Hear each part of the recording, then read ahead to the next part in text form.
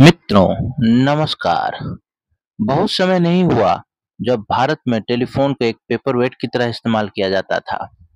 Telephone का उपकरण इतना भारी हुआ करता था कि बहुत से लोग उसे इस डर से नहीं उठाते थे कि उन्हें कहीं हर्निया न हो जाए। एक मजाक ये भी प्रचलित था कि कभी-कभी अभिभावक अपने शरारती बच्चों को निमंत्रण में लाने के लिए उसको भारी रिसीवर का इस्तेमाल किया करते थे। कहने का मतलब ये है कि टेलीफोन को आपस में संपर्क स्थापित करने के लिए संयोग वैसे ही इस्तेमाल किया जाता था। डेड टेलीफोन भारतीय संस्कृति का एक प्रचलित मुहावरा बन गया था। यहाँ तक कि प्रधानमंत्री इंदिरा गांधी का निवास भी इससे अछूता नहीं रहा था। भारत के हर 100 में से सिर्फ 0.4% लोगों के पास टेलीफोन थे। इनमें से 55% फोन शहरी आबादी के पास और 7% लोगों के पास थे। इन सबको बदलने का श्रेय अगर किसी एक शख्स को दिया जा सकता है तो वो हैं सैम पित्रोदा। मित्रों, सैम पित्रोदा अपने विवादास्पद बयान के लिए अभी काफी ज्यादा सुर्खियों में हैं। आखिर ये कौन है सैम पित्रोदा? आइए जानते हैं इसके बारे में। सैम की सफर की शुरुआत ओडिशा के बालागीर जिले के एक छोटे से गांव तीतलागढ़ से हुई। सैम के दादा बढ़ई और लोहार का काम करते थे। उस जमाने में सैम का सबसे प्रिय शगल होता था। वो अपने घर के सामने से गुजरने वाली रेलवे लाइन पर 10 पैसे का सिक्का रख देते थे और ट्रेन के गुजरने के बाद कुचले हुए सिक्कों को ढूंढकर जमा करते थे। सैम के पिता चाहते थे कि वो गुजराती और अंग्रेजी सीखे, इसलिए उन्होंने उन्हें और उनके बड़े भाई मानेक को पढ़ने के लिए पहले गुजरात में विद्यानगर के शारदा मंदिर बोर्डिंग स्कूल और फिर बड़ौदा विश्वविद्यालय भेजा। वहां से उन्होंने भौतिकी शास्त्र में प्रथम श्रेणी में एमएससी की परीक्षा पास की। वहीं उनकी मुलाकात उनकी भावी पत्नी अनु छाया से हुई। जब उन्होंने अनु को पहली बार देखा तो वो धूप में अपने बाल सुखा रही थी। सैम याद करते हैं, मैंने उसे देखते ही पहली निगाह में अपना दिल दे दिया। उस समय मैं सिर्फ 20 साल का था। आज की तरह उस समय भी मेरे पास डायरी हुआ करती थी। उसमें मैंने लिखा कि मैं इस लड़की से शादी करूंगा। लेकिन अनु तक अपनी भावना पहुंचाने में सैम को 1.5 साल लग गए। अमेरिका जाने से पहले वो उनका हाथ मांगने के लिए उनके पिता से मिलने गोधरा गए। अभी उन्होंने दरवाजे पर दस्तक दी ही थी कि उनका कुत्ता दौड़ता हुआ आया और उसने सैम के हाथ में काट खाया। सैम मुझसे इतने परेशान हुए कि उनके मुंह से एक शब्द भी नहीं निकला और अनु का हाथ मांगने की बात उनके दिल में ही रह गई। जब सैम शिकागो पहुंचे तो उन्होंने अमेरिकी संस्कृति से सामंजस्य बैठाने में खासी मशक्कत करनी पड़ी। सैम याद करते हैं, वहां सब कुछ नया था। हर चीज अजीब सी लगती थी। लोग अजीब थे, खाना अजीब था, बातें अजीब थी, भाषा अजीब थी। पहली बार मैंने वहां डोर नॉब देखा। हमारे यहाँ तो सांकल होती थी। रिवॉल्विंग दरवाजा पहली बार मैंने वहां देखा। हमारी समझ में आ गया कि जिंदगी अब आगे देखने के लिए है, पीछे देखने के लिए नहीं। वो बताते हैं, मेरे लिए सबसे बड़ा सांस्कृतिक झटका ये था कि यहाँ पर एक साथ कई लोग बाथरूम में सामूहिक तौर पर नहाया करते थे और वो भी बिल्कुल नंगे होकर। उस पर तुर्रा ये कि नहाते समय वो आपस में बातें भी क्या करते थे। मुझे ऐसा करते हुए बहुत शर्म आई, इसलिए मैंने उससे बचने के लिए रात के 12 बजे नहाना शुरू कर दिया ताकि हॉस्टल के बाथरूम में कोई शख्स मौजूद न हो।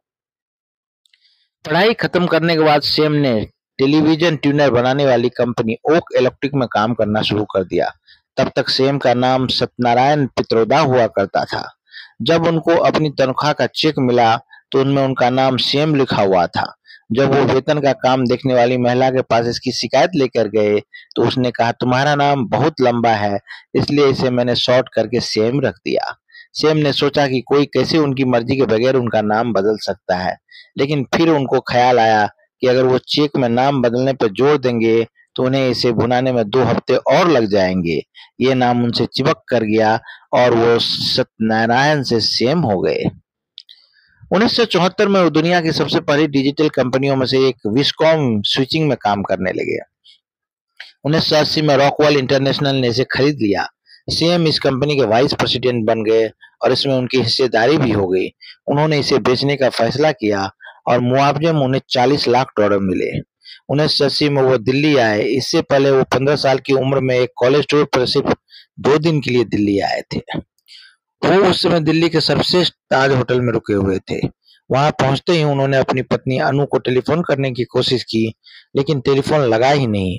अगले दिन सुबह जब उन्होंने अपने होटल की खिड़की से झांका तो देखा कि नीचे सड़क पर डेड फोन की एक सांकेतिक शव यात्रा निकल रही है। सबकी जगह टूटे हुए थे। काम न करने वाले फैन रखे हुए थे और लोग जोर जोर से नारे लगा रहे थे। सेम ने उसी समय तय किया कि वो भारत की टेलीफोन व्यवस्था को ठीक करेंगे। 26 अप्रैल 1984 को केंद्रीय मंत्रिमंडल ने सी डॉट की शुरुआत की मंजूरी दी। सेम को ₹1 वार्षिक वेतन पर सी डॉट का प्रमुख बनाया गया। सेम बताते हैं कि रूजवेल्ट के समय में अमेरिका में लोगों ने देश को अपनी मुफ्त सेवाएं दी थी। हमारे जो दोस्त यहाँ थे, रजनी कोठारी, आशीष नंदी, धीरू भाई सेठ, उन सब ने कहा कि अगर तुम्हें देश की सेवा करनी है तो दिल लगा के काम करो। वो कहते हैं, मैंने सोचा कि ये समय भारत को देने का है, उसे लेने का नहीं। भारत ने मुझे बहुत कुछ दिया था। मैंने $10 में यहाँ से मास्टर किया फिजिक्स में। उस जमाने में तनख्वाह तो बहुत नहीं थी। 10,000 रुपया महीने तनख्वाह लेकर मैं क्या करता। इससे पहले सेम ने इंदिरा गांधी और उनके मंत्रिमंडल के सामने 1 घंटे का प्रेजेंटेशन दिया। सेम कहते हैं, हमने बैंगलोर में हार्डवेयर डिजाइन करना शुरू किया। सॉफ्टवेयर के लिए हमें दिल्ली में जगह नहीं मिल रही थी। राजीव गांधी ने सलाह दी थी कि आप एशियाड विलेज जाइए। जगह तो अच्छी थी, लेकिन वहां एयर कंडीशनिंग नहीं थी। दिल्ली की गर्मी में एयर कंडीशनिंग न हो तो सॉफ्टवेयर का काम नहीं हो सकता। अकबर होटल में जगह खाली थी, इसलिए हमने वहां 2 फ्लोर ले लिए। कुछ ही महीनों में भारत के हर गली कूचे में पीले रंग के एसटीडी या पीसीओ बूथ दिखाई देने लगा। इस पूरे अभियान में 20 लाख लोगों को रोजगार मिला, खास तौर पे पिछड़े और शारीरिक रूप से अक्षम लोगों को। फोन भारतीय लोगों की सामाजिक गतिविधियों का केंद्र बन गया। बूथ चलाने वाले लोगों ने वहां पर सिगरेट, टॉफी और यहाँ तक कि दूध भी बेचना शुरू कर दिया। टेलीफोन और विलासिता की चीज न रहकर रोजमर्रा की जरूरत बन गई। सेम बताते हैं, हमने पहले ग्रामीण एक्सचेंज बनाया, फिर डिजिटल एक्सचेंज बनाया, फिर तो दूर संचार क्रांति शुरू हो गई, क्योंकि लोग कुशल हो गए।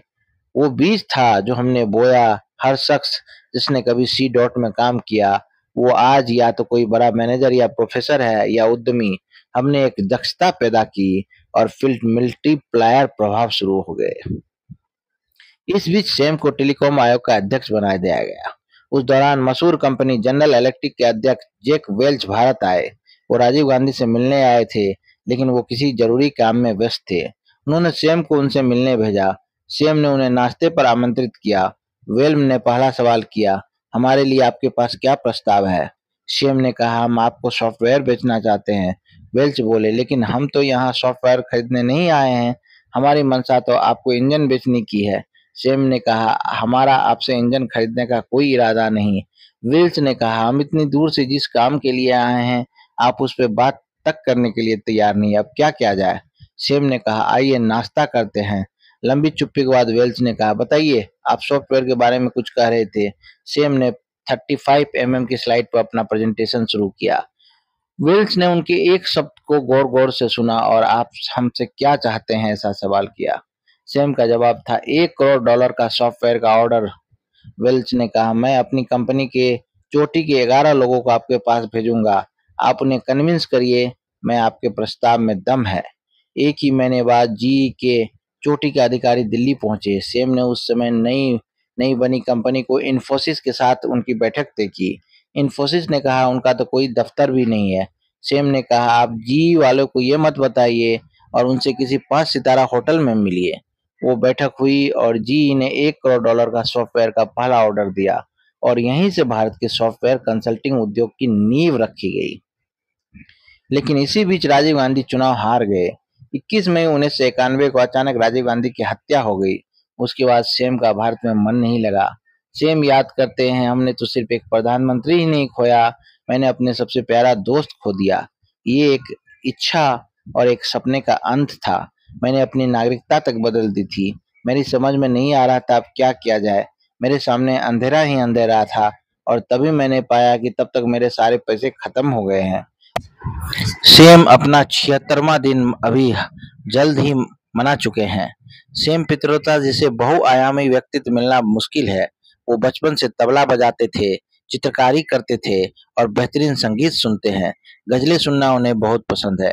इकोनॉमिस्ट और वॉल स्ट्रीट जर्नल पढ़ना उन्हें पसंद है। वियना में उनके चित्रों की प्रदर्शनी लग चुकी है।